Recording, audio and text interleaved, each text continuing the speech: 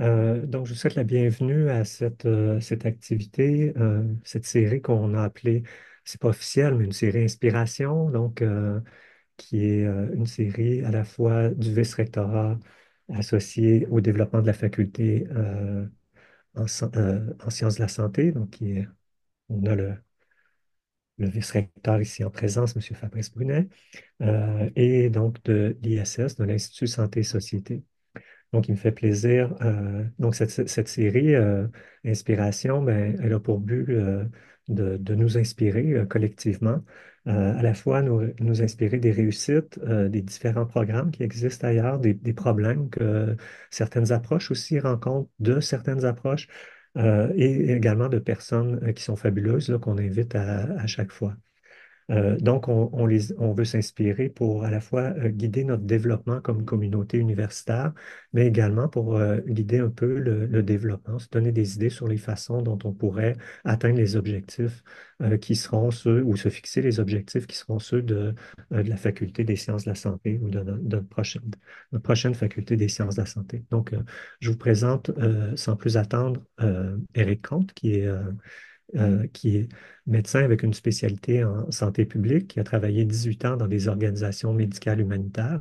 Donc, Éric Comte a été directeur médical pour Médecins sans frontières à Genève de 2010 à 2015. Il travaille actuellement à l'Université de Genève en tant que directeur exécutif du Geneva Health Forum, dont il va venir nous parler.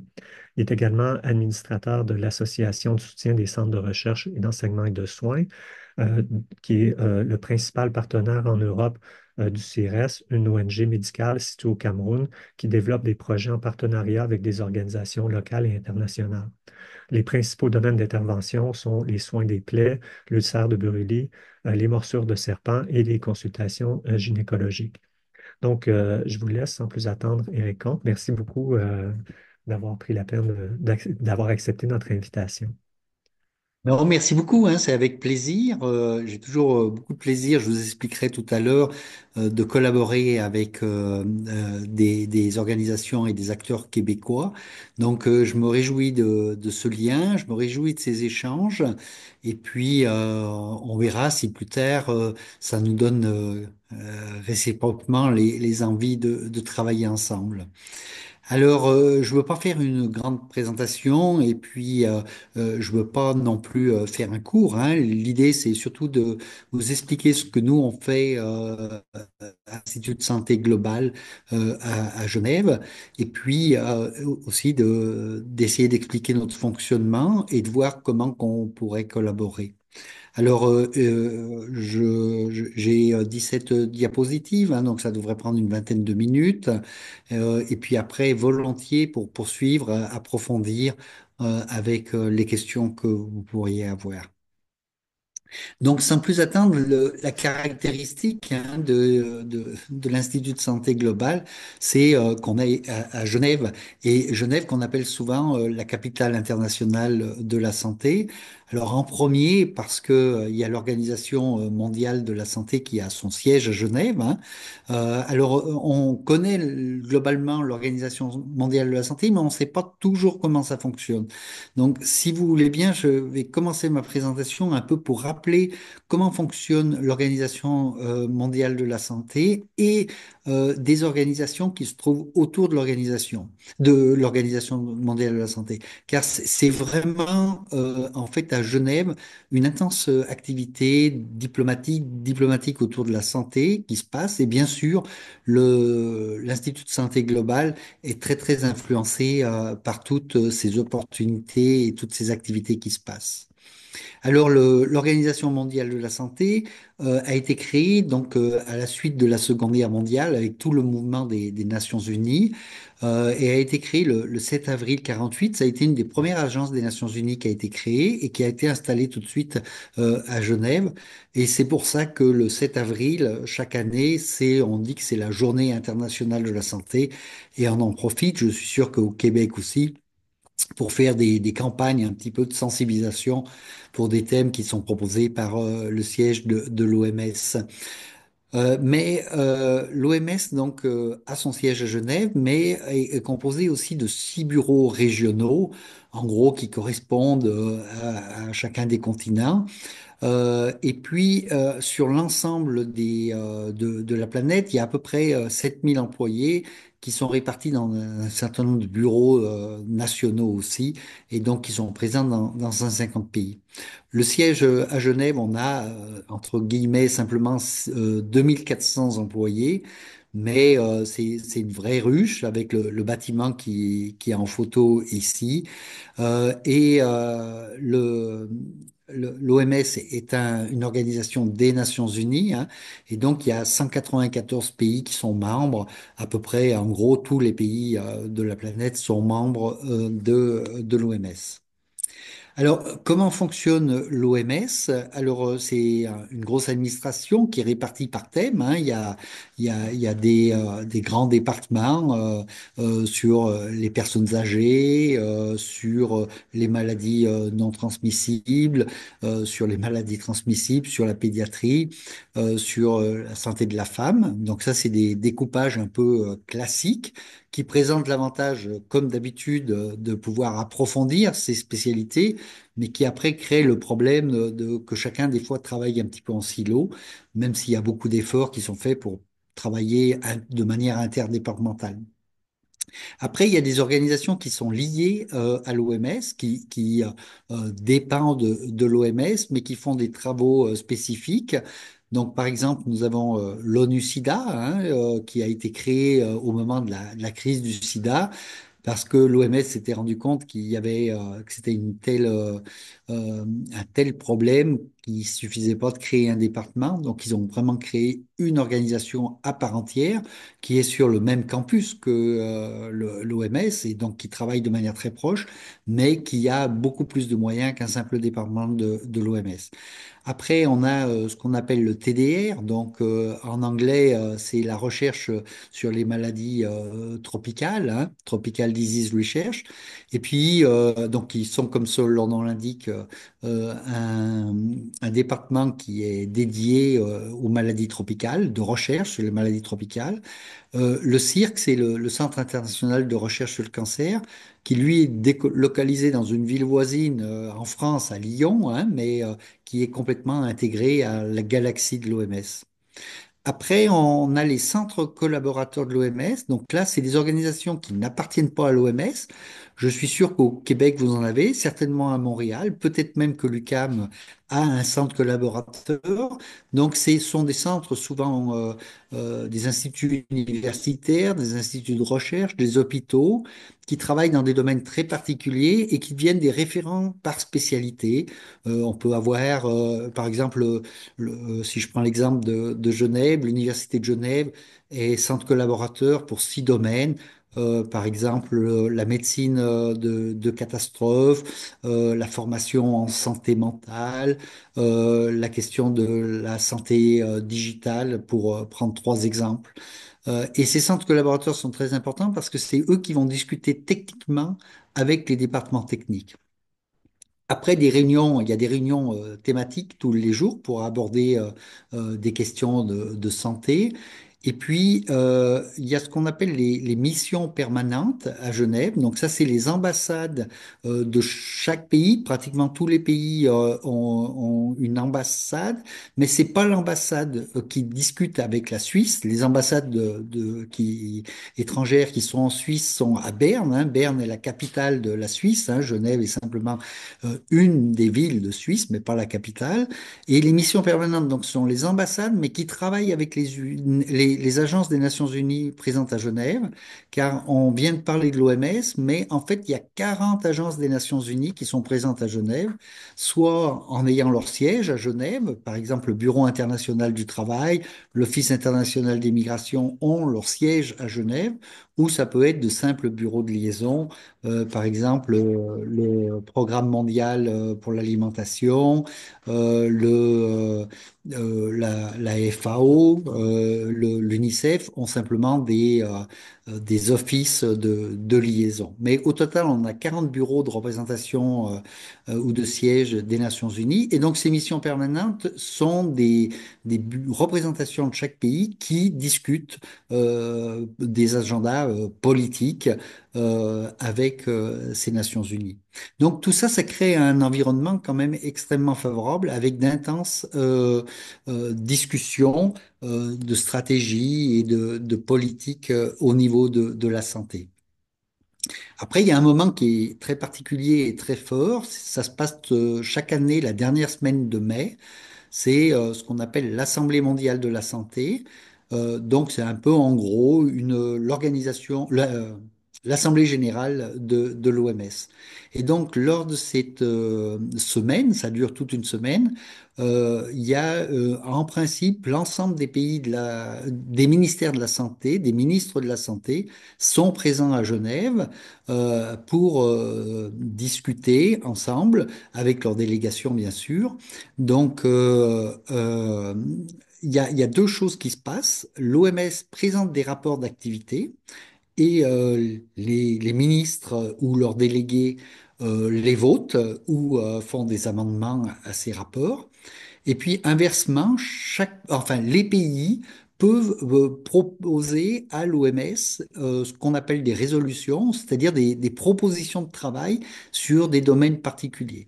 Et ces résolutions sont très importantes parce que c'est un moyen très important d'influencer le travail de l'OMS. Alors prenons par exemple un exemple. Je crois que c'était en 2015, l'Assemblée mondiale de la santé, par une résolution, avait demandé à l'OMS de travailler pour améliorer la santé des personnes qui sont en situation de migration. Donc, une unité de travail de l'OMS avait été créée, une équipe de travail avait été créée à cette occasion. Ils ont proposé un plan stratégique qui a été adopté en 2019 et qui va être prolongé jusqu'en 2030 maintenant. Et ce plan stratégique sert un peu à structurer les discussions. Alors avec les autres agences des Nations Unies qui s'occupent des migrants, comme l'UNHCR pour les réfugiés ou l'Office international des migrations pour les migrants. Et puis, ça sert surtout aux pays un peu de guideline, de référence pour développer des politiques. Encore une fois, après, l'OMS a juste un rôle de proposition normative, mais n'a aucun rôle pour pouvoir imposer aux pays les recommandations, hein. Donc, le travail que fait l'OMS, c'est de suggérer, de recommander, de proposer des synthèses, mais chaque pays, après, est libre de prendre ou pas prendre ces recommandations. Et donc, pendant l'Assemblée mondiale de la santé, il y a non seulement ces discussions qui se passent entre l'OMS et les ministres, c'est assez ouvert. Il y a le site de l'Assemblée mondiale de la santé qui, en temps direct, déjà, vous pouvez suivre par vidéoconférence toutes les discussions en plusieurs langues. Et tous les documents préparatoires et les documents finaux sont mis sur le site de l'Assemblée mondiale de la santé. Donc c'est un processus qui est quand même très, très transparent, même si les négociations, après, bien sûr, restent aux mains des diplomates. Et à ce moment-là, pendant toute cette semaine, il y a une intense activité diplomatique à Genève.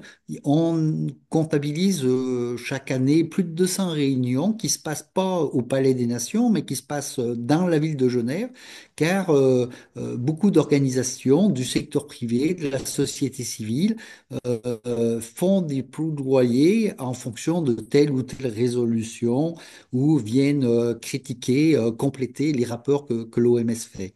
Donc c'est vraiment un moment très très très intéressant parce que vous avez énormément de discussions qui se font, vous pouvez rencontrer énormément d'acteurs et puis c'est aussi des moments de rencontrer aussi les ministres qui sont présents ici. Alors, au-delà de l'OMS, on dit que Genève est la capitale de la santé parce que depuis plus de 76 ans maintenant que l'OMS est à Genève, il y a beaucoup d'organisations qui ont installé soit leur siège, soit un bureau de liaison pour être en proximité avec l'OMS, pour pouvoir travailler tout au long de l'année. Donc, ces organisations, hein, on a parlé des organisations des Nations Unies, hein, bien sûr, les 40 agences qui sont présentes. Mais nous, on a totalisé, on a essayé de faire un peu un inventaire de ces organisations sans compter le secteur commercial, parce que si on compte le secteur commercial, alors là, il y en a encore beaucoup plus, mais sans compter le secteur commercial, on a identifié plus de 320 organisations qui sont actives dans le domaine de la santé publique, santé internationale. Donc, c'est pour vous dire un petit peu la ruche que représente Genève. Alors, ces organisations, ça peut être des organisations internationales, hein, comme le Comité international de Croix-Rouge, la Fédération internationale de Croix-Rouge, le Fonds mondial contre la tuberculose, le VIH ou le paludisme, mais ça peut être aussi des ONG, CARE, à des offices, World Vision, Médecins sans frontières, voilà, je ne peux pas tous les citer. Et puis après, on a aussi cette caractéristique d'avoir des partenariats privés-publics.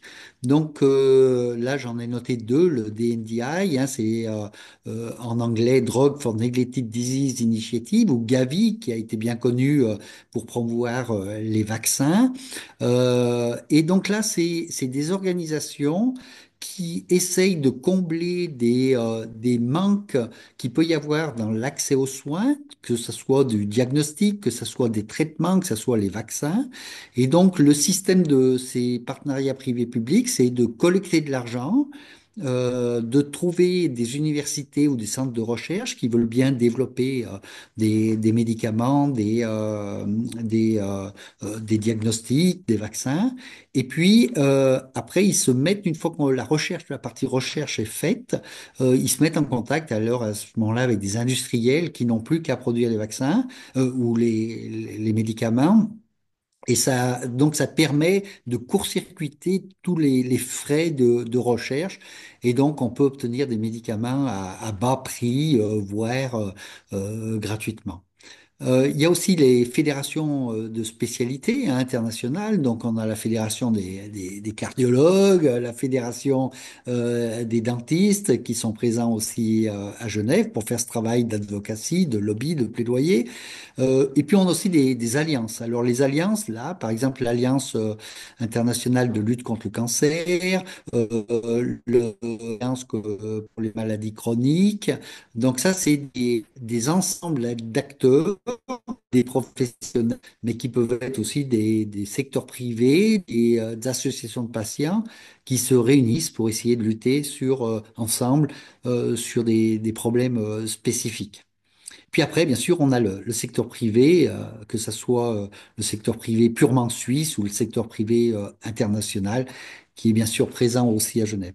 Donc, c'est l'ensemble de tous ces acteurs, donc OMS plus tous ces gens-là, qui font qu'à Genève, vraiment toute l'année, et en particulier au moment de l'Assemblée mondiale de la santé, il y a vraiment des enjeux qui sont discutés. Et c'est là où on passe à Genève, où on passe des discussions de la science aux politiques.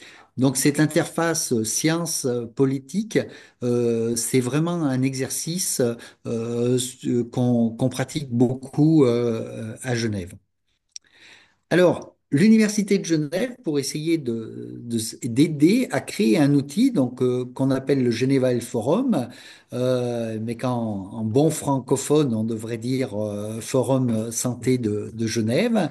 Et donc, qui on est? Alors, on est donc vraiment une initiative de l'université et des hôpitaux de Genève.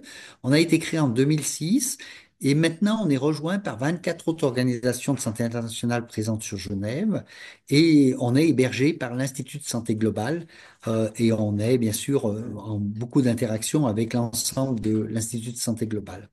Et donc, c'est une plateforme qui se veut neutre dans le sens où on s'engage pas directement, nous, à suivre, à pousser sur des agendas particuliers, car dans un esprit suisse, être un lieu de dialogue, un lieu où on initie des collaborations.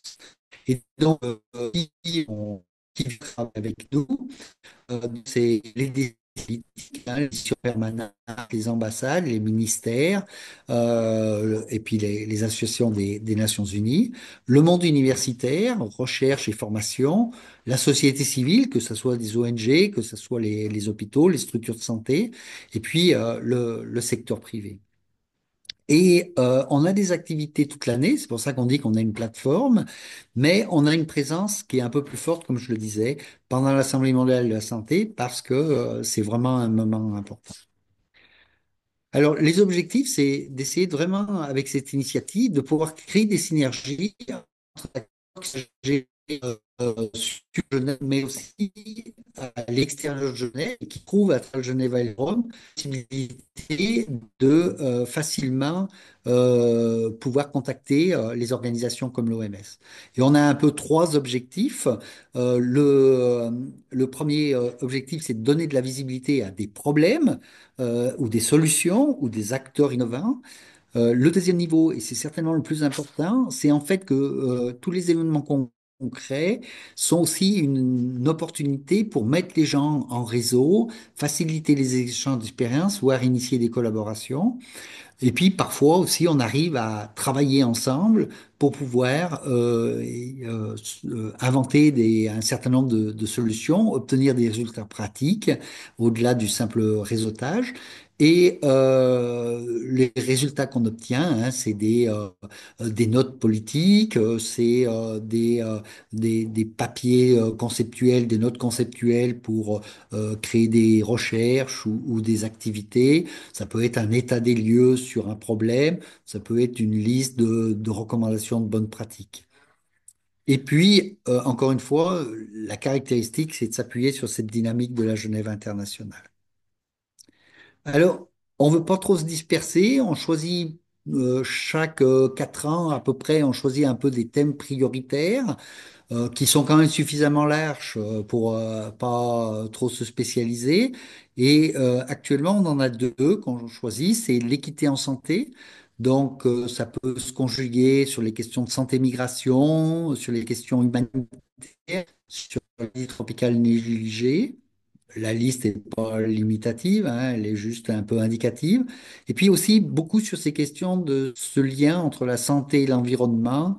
Là, actuellement, on est en train de développer à partir de l'année prochaine toute une action sur les questions de la qualité de l'air intérieur, que ce soit les transmissions des maladies infectieuses à l'intérieur des bâtiments ou les polluants chimiques et physiques qu'on peut retrouver à l'intérieur des bâtiments, les questions de pollution à l'extérieur, l'impact du changement climatique aussi sur la santé.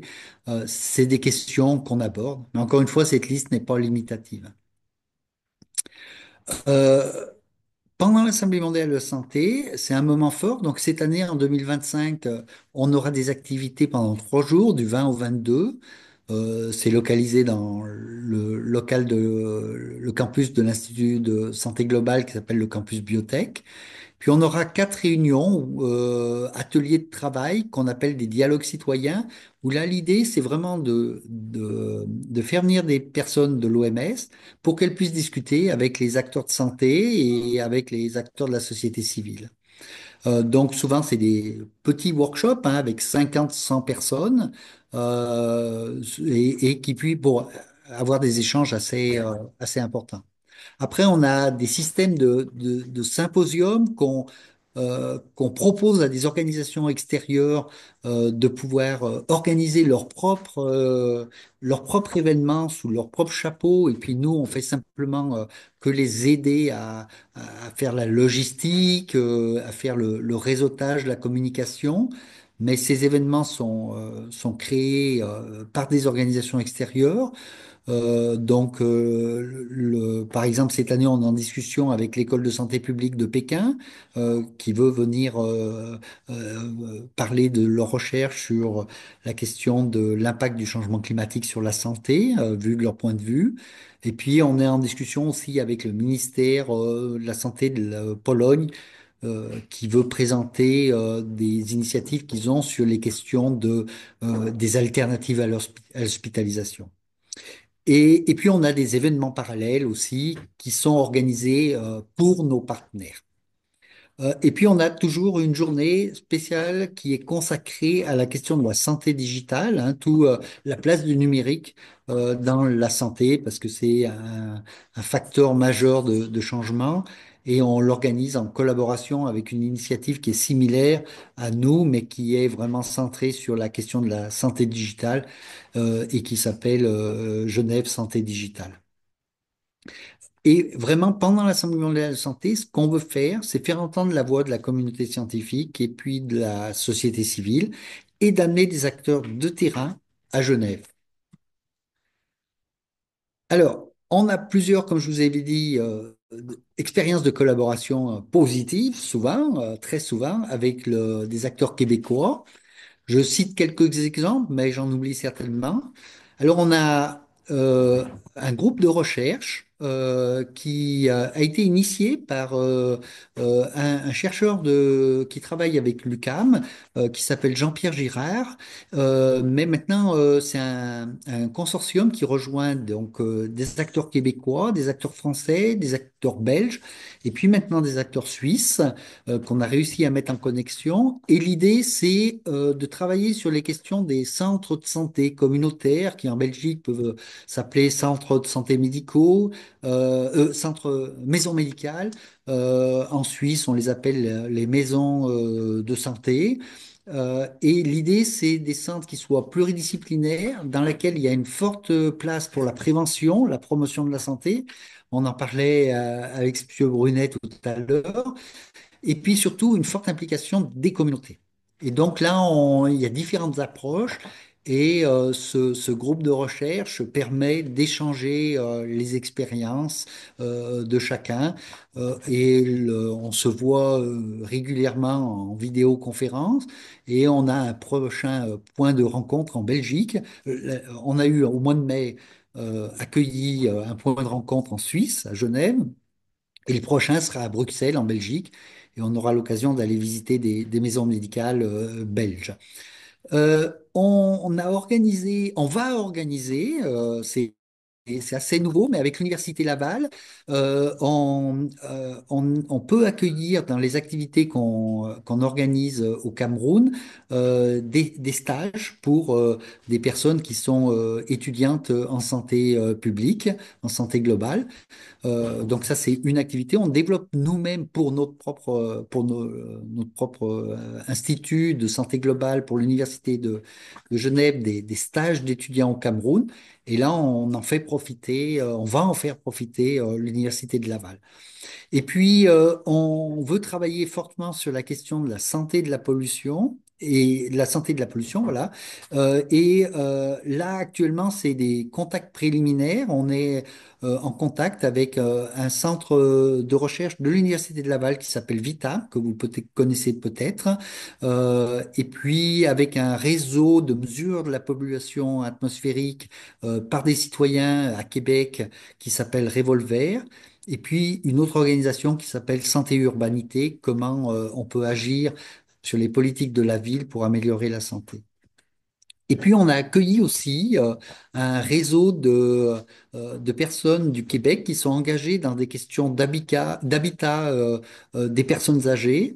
Et au mois d'octobre, on a facilité une visite pendant une semaine de cette délégation d'une quinzaine de Québécois qui sont venus visiter les expériences d'habitat collectif des personnes âgées à Genève.